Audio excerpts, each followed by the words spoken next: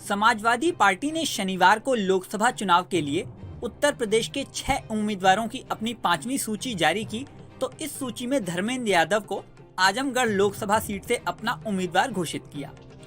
इसी के साथ स्वामी प्रसाद मौर्य के नाम की भी चर्चा होने लगी है। अब आप सोचेंगे कि धर्मेंद्र यादव को आजमगढ़ से टिकट देने पर स्वामी प्रसाद मौर्य क्यों चर्चा में आ गए, तो चलिए इसकी वजह समझाते हैं। इसकी वजह समझने के लिए लोकसभा चुनावों के लिए सपा उम्मीदवारों की 5वीं और उससे पहले की लिस्ट को समझना होगा। सपा ने जब कैंडिडेट्स की 5वीं लिस्ट जारी की थी, तब लोकसभा चुनाव के लिए 6 उम्मीदवारों की घोषणा की। पार्टी ने इसमें मिश्रिख लोकसभा पर अपना प्रत्याशी बदल दिया। पार्टी ने मनोज कुमार राजवंशी को मिश्रिख सीट से अपना प्रत्याशी बना दिया, जबकि इससे पहले मिश्रिख से रामपाल राजवंशी को प्रत्याशी बनाया गया था। इसके अलावा सपा की ओर से बदायूं में अखिलेश यादव के चचेरे भाई धर्मेंद्र यादव को उम्मीदवार पहले बनाया गया था, लेकिन बाद में धर्मेंद्र यादव की जगह चाचा शिवपाल को प्रत्याशी बना दिया गया। अब धर्मेंद्र यादव को आजमगढ़ से सपा ने उम्मीदवार बनाया है। ये सारे बदलाव देखकर उन आरोपों की चर्चा होने लगी है जो अखिलेश यादव पर स्वामी प्रसाद मौर्य ने लगाए थे। दरअसल स्वामी प्रसाद मौर्य ने बीते महीने सपा से नाराज होने के बाद राष्ट्रीय महासचिव पद से और अपनी सदस्यता से इस्तीफा दे दिया था। तब उन्होंने अखिलेश यादव को एक चिट्ठी लिखी थी। उन्होंने अपनी चिट्ठी में अखिलेश यादव के कई फैसलों पर सवाल उठाए थे। उन्होंने कहा था कि सपा अध्यक्ष बार बार अपने प्रत्याशी बदल देते हैं। तब उन्होंने इन आरोपों के पीछे विधानसभा चुनावों का जिक्र किया था।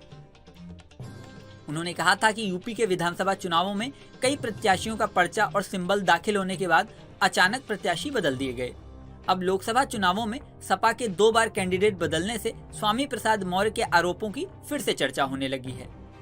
यहाँ आपको ये भी बता दें कि सपा यूपी में INDIA गठबंधन के तहत कांग्रेस के साथ मिलकर चुनाव लड़ रही है।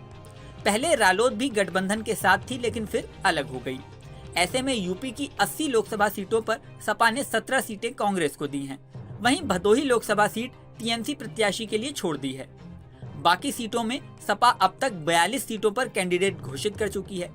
सपा के बाकी कैंडिडेट्स के ऐलान का तो इंतजार किया ही जा रहा है। साथ में ये भी सवाल उठ रहा है कि कहीं फिर से कोई प्रत्याशी तो नहीं बदला जाएगा। इसके अलावा अखिलेश यादव खुद चुनाव लड़ेंगे या नहीं, इसे लेकर भी तमाम कयासबाजी जारी है। सूत्रों का दावा है कि अखिलेश यादव कन्नौज से पर्चा दाखिल कर सकते हैं। साल 2000 में भी अखिलेश यादव कन्नौज से सांसद बने थे। इसके अलावा साल 2019 से 2022 तक आजमगढ़ के सांसद रह चुके हैं। बाद में आजमगढ़ से इस्तीफा देकर करहल से उन्होंने विधानसभा चुनाव लड़ा था। फिलहाल अखिलेश करहल से विधायक हैं।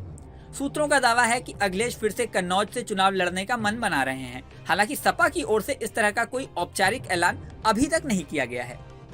अब सपा की आगे की लिस्ट में क्या होता है और अखिलेश यादव चुनाव लड़ने का ऐलान करते हैं या नहीं, ये समय बताएगा। इस वीडियो में फिलहाल इतना ही। जल्द ही नया वीडियो लेकर आपके सामने फिर आएंगे। बने रहिए न्यूज़ नेशन पर।